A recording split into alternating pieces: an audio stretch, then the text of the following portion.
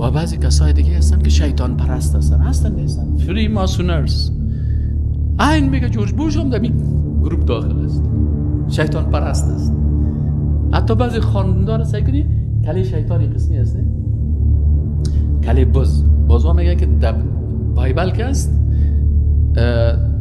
بز سمبول کیه؟ چی هست؟ شیطان است و بررس سمبول عیسی مسیح هست. در عقیده از اونا بازی ها چون یا انتی کرایست هستن، صلیب سرچپه کردن، حال عوض برگک بازا چیز میگه. یکان تا خواننده ما و شما مگه سعی کنید در واده رقص کردن بازده خیلی قسمی یک میگه برای خارجی ها میگه که ما هم شیطان پرست هست.